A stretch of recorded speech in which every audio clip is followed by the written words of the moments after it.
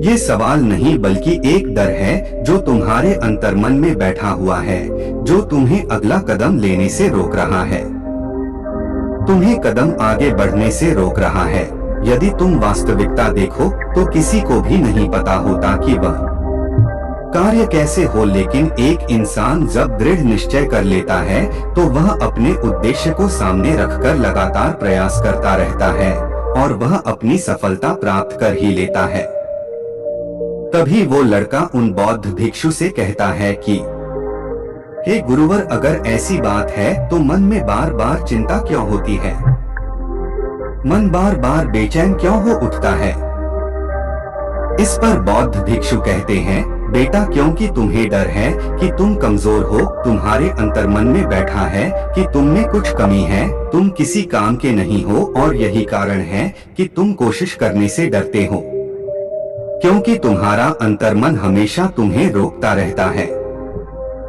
जब भी तो कोई कार्य शुरू करना चाहते हो, तुम्हारा मन तुमसे पहले कह देता है, इससे आगे मत बढ़ना, अन्यथा तुम हार जाओगे, और इसी कारण तुम्हें चिंता होने लगती है, तुम्हारा मन बेचैन होने लगता है।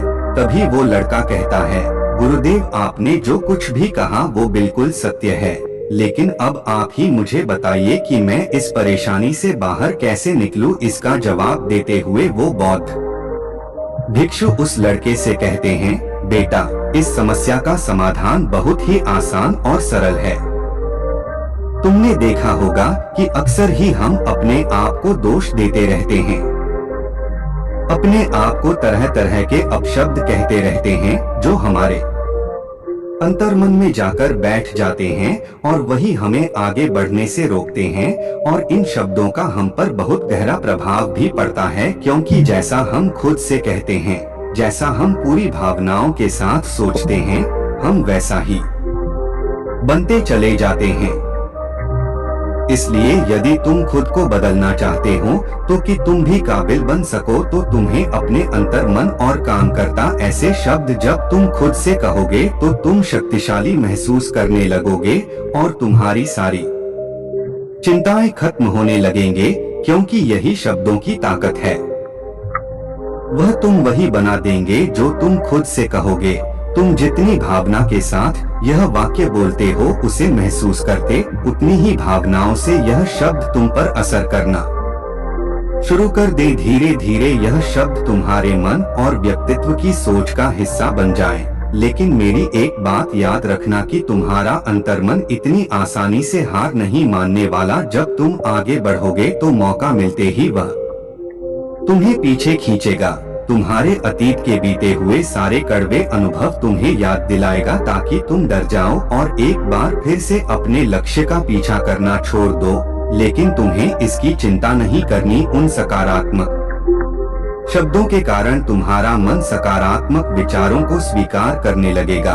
आगे वह बौद्ध भिक्षु उस लड़के को चेतावनी देते हुए कहते हैं, मेरी एक बात और याद रखना कि तुम्हारा ध्यान आलस्य पर नहीं होना चाहिए, अर्थात तुम्हें कभी आलस नहीं मिटाना, बल्कि तुम्हें एक नए भविष्य का निर्माण करना है, एक नए व्यक्तित्व का निर्माण करना है।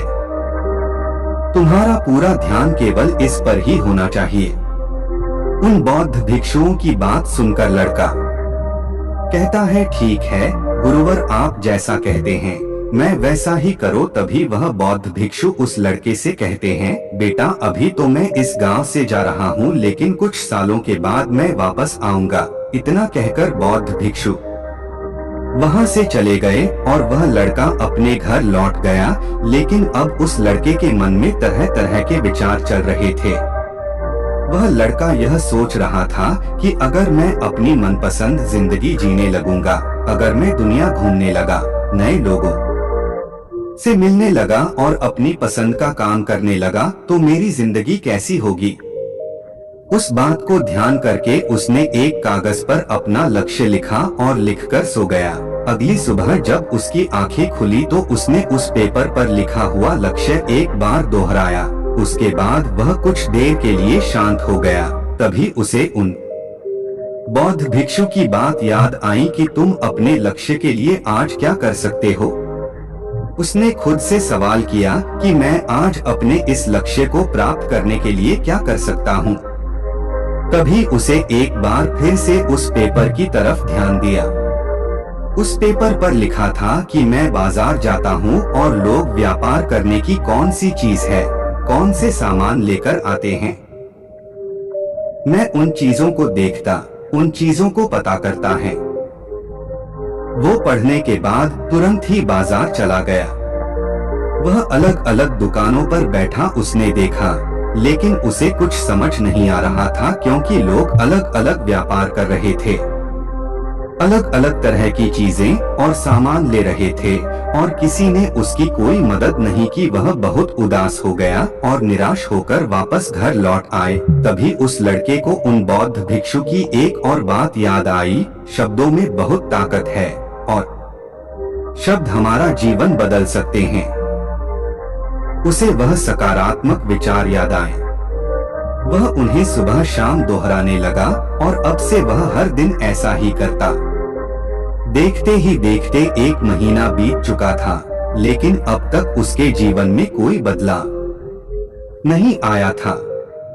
अब वह लड़का ये सोचकर निराश होने लगा था कि उसके जीवन में तो कुछ भी परिवर्तन नहीं हो रहा, लेकिन 1 महीने के बाद उसे महसूस हो रहा था कि वह पहले से अच्छा महसूस कर रहा है। उसका दिमाग अब अच्छी तरह से सोच पा रहा है। वह पहले से ज्यादा चलने फिरने लगा है। धीरे धीरे उसे समझ में आने लगा कि जो लोग आगे बढ़ते हैं, महान काम करते हैं, उनकी सोच में कितना अंतर होता है। वे लोग हमेशा शक्तिशाली विचार सोचते हैं।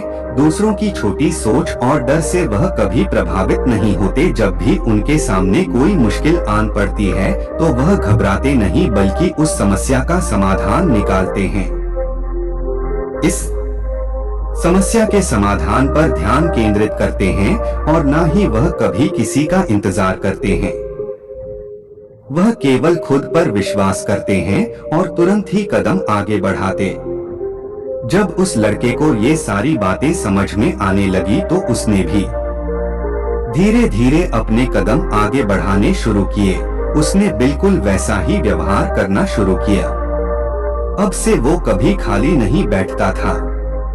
जब भी उसका मन करता वो बाजार जाता और लोगों के बारे में जानता समझता कि वो किस प्रकार व्यापार कर रहे, कौन से चीजें खरीद रहे हैं और किन चीजों पर उन्हें लाभ हो रहा है।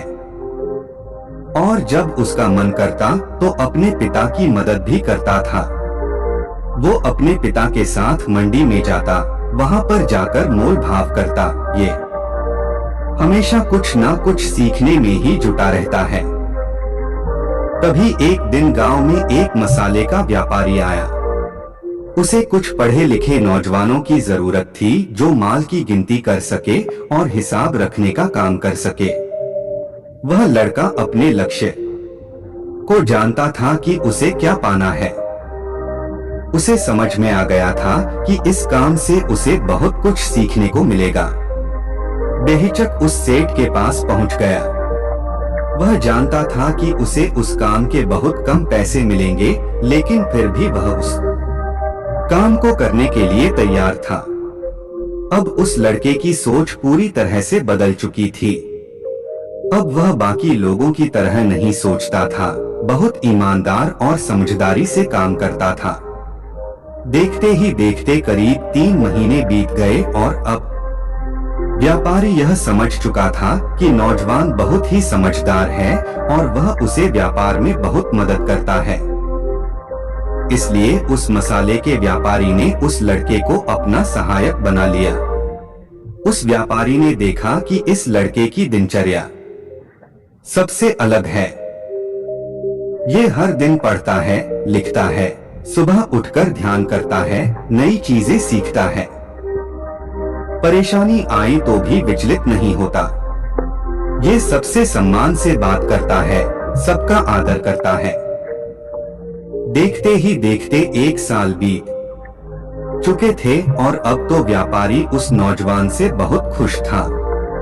उसने धीरे धीरे उस नौजवान को व्यापार के सारे गुण सिखा दिए और देखते ही देखते वह लड़का अब एक छोटा सा व्यापारी बन चुका था। और जब उस लड़के के अंदर व्यापार की समझ आ गई तो उसने जड़ी बूटियों का व्यापार शुरू कर दिया और देखते ही देखते केवल कुछ ही वर्षों में उस नगर का सबसे बड़ा व्यापारी बन गया। लोग उसे सबसे बड़े व्यापारी के नाम से जानने लगे।